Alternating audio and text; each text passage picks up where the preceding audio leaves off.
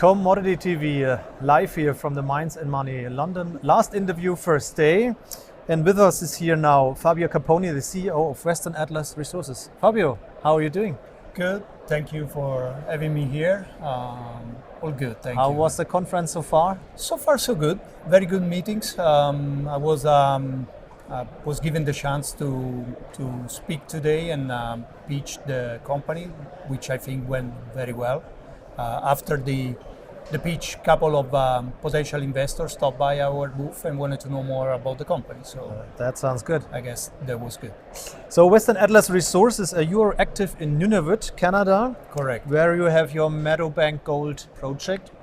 Could you just give us an insight in the project and in your company? Absolutely. So, as you said, Western Atlas Resources is a junior exploration company. We focus on the Meadowbank project. It is located in the top tier jurisdiction of Nunavut, and it is strategically located along trend and adjacent to the Amaruk and Meadowbank producing gold mines.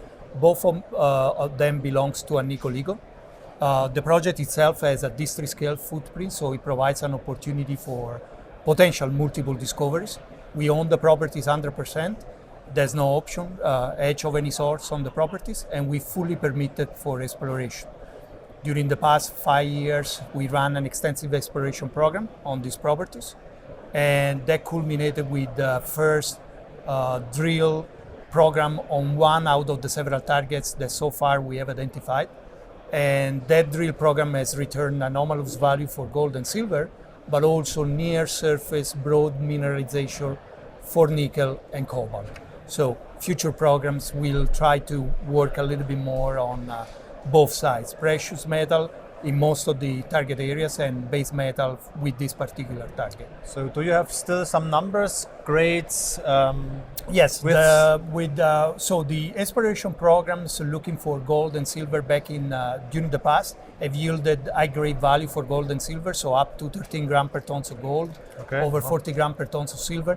In terms of nickel and cobalt, we're talking about on a short intercept up to 0.9% of nickel, or more larger intercept. We have over 100 meters with 0.14% of nickel. So while the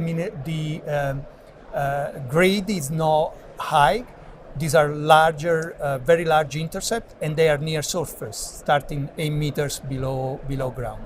Okay. What are drilling plans or exploration plans for 2023? Correct. So we budgeted up to 14,000 meters of drilling. Wow. This has to be distributed over 3 blocks, right? The block A and B. And I want to stress up to, because that would be the maximum we would go to. The ideal number would be 10,000 meters. 2-3 rigs can achieve that kind of drilling in a matter of a month. Okay, so you already mentioned that you are nearly surrounded by mines from Agnico Eagle or developers, Sabina, I believe, Fury Gold Mines and all that stuff. So yes. Sorry, go ahead and then I'll tell you, please. Yes, so infrastructure-wise, Nunavut, not very well. Actually, as I stressed in my presentation before, during the speaking time, this is not the typical project located in a remote area with no infrastructures, no access via road to the properties, nothing like that. There are excellent infrastructures in the area. Baker Lake, the nearest community where we based, is a modern community, modern airport. It is serviced year-round, modern facility, and it is a hub for shipment during summer and fall via Hudson Bay. Now, there is also 110 kilometers road that goes from Baker Lake community up to the Amaruk mine that belongs to Agnico Eagle. That road crosses through our properties. It belongs to Agnico Eagle. We were allowed to use it by using Agnico Eagle's contractors back during the exploration program. That reduces extensively all the costs associated with logistics during the exploration and drill program. Now, we are contiguous to Agnico Eagle, the Meadowbank and the Amaruk mines. In Nunavut, there are other world-class operating mining companies such as Sabina Gold and Silver and Fury with the Committee Bay project. Okay, so when I had a look on your website, I found an interesting connection between you, Western Atlas Resources, Correct. and GCM Mining. GCM Mining is a producer in South America. Correct. And a couple of people from your management came from GCM Mining. Yes. And they made a fusion or amalgamation with Aris Mining, and That was is now correct. Aris Gold. Aris Gold is also your biggest shareholder. So Yes. could you a little bit comment on this, as I think, very interesting Yes. connection?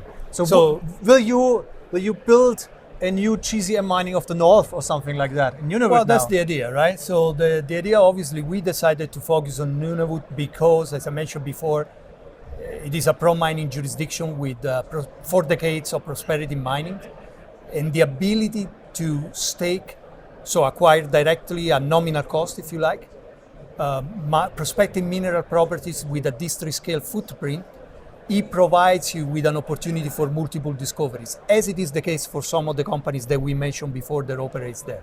Now, when it goes to GCM Mining, Serafino Iacono, chairman of Western Atlas Resources, is also, the co-founder, was the former CEO of Gran Colombia Gold, that became GCM Mining, and they have acquired approximately 25% of Western Atlas through 2 public financing rounds. Ah, okay. Then GCM Mining obviously merged with Aris, became Aris Gold nowadays, led by Neil Voudier.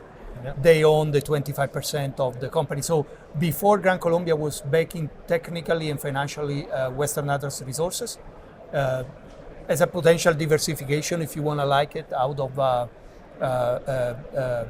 the jurisdiction where they were operating. Plus, they used to own a project in Canada. It was the Juby project, and now belongs to Aris.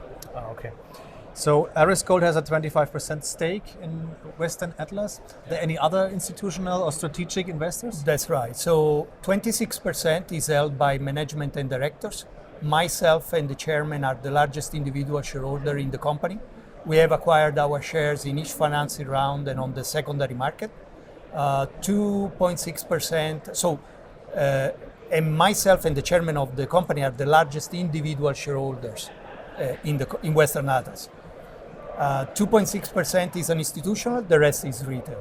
So more than 50% in management hand and Aris Gold. And Aris Gold, that's so right. no fear in getting acquired too cheap No. or something like that. No, that's not the idea. And we net buyers, so we are fully invested in the company. Okay. Large drilling program for 2023 That's means the idea, you need yeah. a little bit of cash. What's cash in the bank?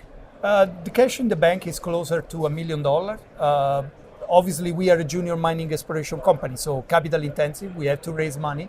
Right now, we're budgeting around $2 million at least, right? It depends on the size of the drill program. But now,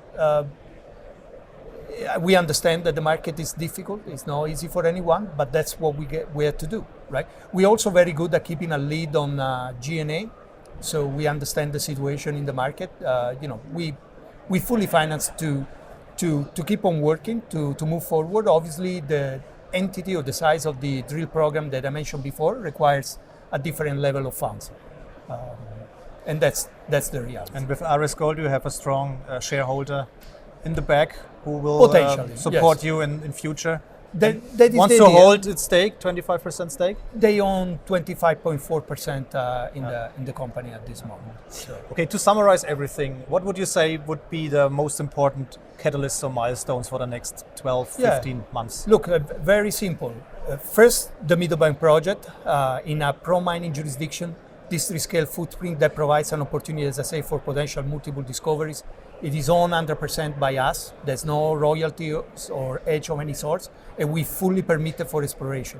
We just amended the exploration permits. We can build a camp for up to 40 people, drill up to 20,000 meters of drilling. So that's a perfect set right there. Management and directors fully invested in the company, and we obviously have a long-term strategy to deliver value to our shareholders. The strategy goes from joint venture acquisition of additional assets, all right? So early stage assets where we can add value through the drill bit, like the Meadowbank project, or assets with historical data, such as the Lo Increíble project that we bought. We acquired the rights of that project in Venezuela. It's a ready-to-go project with 1 million ounces in measured and indicated historical resources already certified. And we believe that the situation eventually in Venezuela will improve enough, and that will allow us to go back and work. And potential monetization along the way or currently existing or future assets. That's the main strategy of the company. Sounds great to me. So Fabio, thank you very much for this insight in your company. So yeah, that was Fabio Capponi, the CEO of Western Atlas Resources. You heard it, large drilling program for 2023, and we're looking forward for good results. And yeah, keep fingers crossed for you and your company. Thank you. Thanks for having us here. Thank you for your time. Yeah, that was Western Atlas Resources, here live from the Mines and Money in London. And I would say check out the company, and bye-bye from London. Thank you.